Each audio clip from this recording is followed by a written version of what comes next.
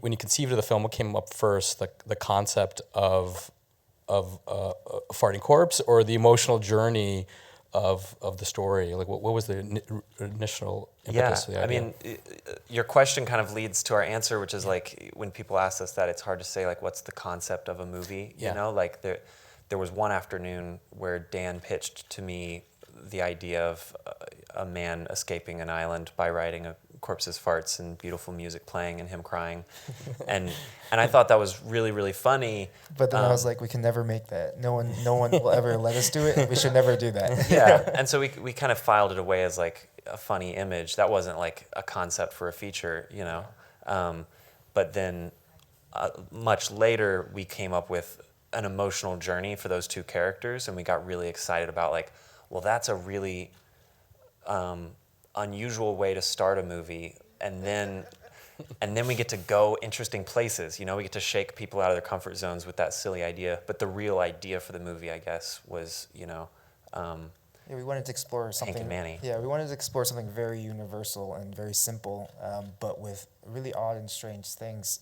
Because I think it's really fun to kind of remove the barrier between, like, you know, the lowbrow and the highbrow, and see what happens when they mingle, because I think that's more honest to what real life is like. Like, life is a real big messy thing where there aren't genres and things like that. And so when we found that these two things, you know, the farting corpse aspect, and then the aspect of like shame and the things that keep us away from love, you know, like kind of throwing those two things together in a melting pot was really exciting for us. So, yeah. So you guys were excited about it. What was the response you had when you told people your idea and that you wanted to make this film? Yeah, I kind of feel like we're pretty great at pitching, because we just have a lot of fun, and we don't really have any hard feelings when people say no. You know, like, it's like, this movie's really fun to pitch because there's, you know, funny sequences we can describe, and there's also like a lot of really personal stuff that's like easy to talk about, you know, because it comes from a real place. Yeah, we started in music videos and commercials and short films, and so we got the attention of some, you know, production companies here in LA, some studios here, and we'd sit down with them for meetings, and they'd ask like, so what kind of movies do you guys want to make? And almost just to see what would happen, we started pitching this idea to them, just because like there's no way, you know, Fox would ever want to make this movie, but that was kind of the fun of it, just to see what would happen. And so we would pitch the original idea, and they'd be like, haha, that's really funny. And we'd be like, no, but then it keeps going. And then we'd kind of like, and start talking about the heartfelt side of it. And like 99% of people would say like, okay, that's funny, but we could never make that here, until one producer eventually like asked us, why haven't you written it yet? And then suddenly the joke got turned on us, and we're like, oh shoot, now we have to make this, you know. But it was really encouraging to find one weird producer who saw the merit in this idea, and was really excited, and kind of pushed us into actually working on it. It's been fun.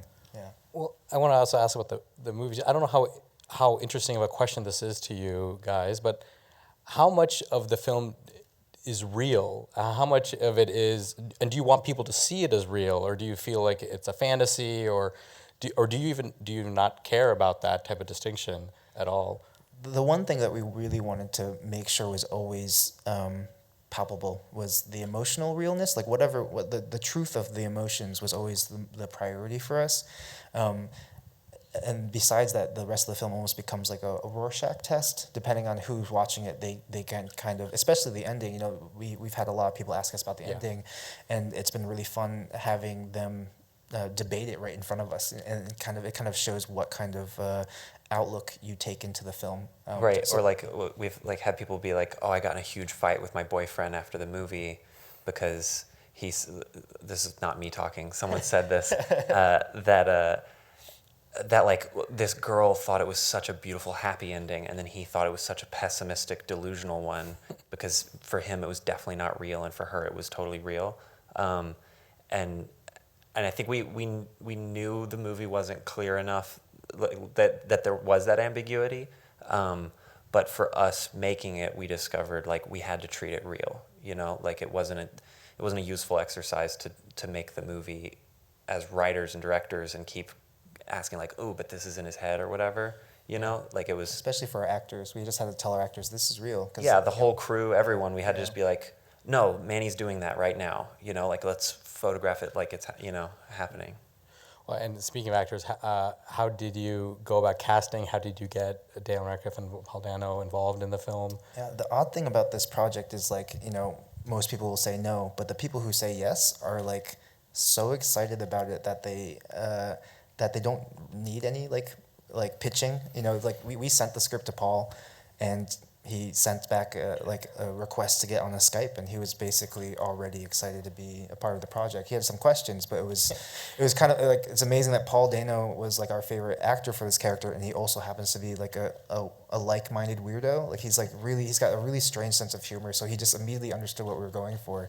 Same goes with Radcliffe. Radcliffe is such a strange, excited, enthusiastic person, and he was. He basically said, like, I don't think I'm ever going to get a role like this ever again. So if I you know, like, if I say no to this, you know, like, who knows, you know, if I'll ever get a chance to do it. So he's very adventurous with his role, with how he picks roles, and this was just one of the strangest things that still had like a seed of personal connection for him. Like he was still able to connect with the character and connect with the story. So it was strangely easy to get them on board. They were just gung-ho. Yeah. And the last thing casting-wise that was really important was that we knew these guys would be like working together every day, you know, and not just working together, like, you know, Paul has to put his hands in Daniel's mouth and like carry him around and undress him, and, you know, like it's a very intimate, you know, partnership. And so we were like really careful to cast the roles one at a time, and then make sure like Paul and Daniel knew each other, and so they kind of vouched for each other, and they were like, oh yeah, like, you know, he's not an asshole. I would love to be in a movie with him, you know. That way we didn't get two great actors but have them hate each other. And there's so much, even though it's very real, there's a lot of visual effects work you can see, and I'm just wondering, like, how much of that was on set, how much of it was in post? Because I mean, even things like the water spewing out of his mouth and the makeup, it's like, it's really, these are visual effects. I'm just wondering, how did you achieve all those? Yeah, we actually try to make sure as much as we can we shoot things for real on set, so that we are reacting to things that are actually happening, and the actors are reacting, and or they're getting real performances. And so like the water is really just, we just stole the same technique that they used in The Exorcist. You know, our visual effects. Which is what, yeah. Yeah, well, basically they created a mold of the inside of Daniel Radcliffe's mouth with a little tube that kind of goes down the back of his shirt, and we just had to remove the tube in post, and I think that's most of our visual effects. Everything we do is just like removing a wire or removing a little finger that, like, you know, like, it's usually him, he's usually the one who's poking things, so we just remove his finger in post, and it's the same things they were doing back in the 70s and 80s, except for now it's a little bit easier to clean up, which is pretty great, and I don't know why more people don't do it, you know. Yeah. And the music's very unique in the film too, and I know you worked with Manchester Orchestra, and could you talk a little bit about that, because it's a very minimalist score, except for the very end, which is also a big choice I want to ask about too, is just that kind of crescendo. How was it like working with them? Yeah, so the Manchester Orchestra is a band we did a video for in like 2012, and it went really well, and we loved the guys. So we reached out to the lead singer, Andy, about just writing some melodies, because we knew the movie would be sort of a musical, and sent him the script, and he like loved it, and the next day sent us the song that's in the credits, and was like, here's a song I've been writing, let me know what you think, and basically like he and then Robert, who's his producer, songwriting partner, did the whole score, and they ended up not just writing melodies, but writing and recording all the songs and the entire score, and then they came out and were here for the whole mix. So it became like a 12-month job for them, because they wrote like 5 or 6 songs before we shot, and then throughout the edit, instead of using temp music whenever possible, they would make us stuff. That way they didn't have to, you know, do a sound-alike after we'd done picture lock or something. They were just part of the creative process the whole time. That's great. Yeah, we were so lucky. Yeah, they really spoiled us.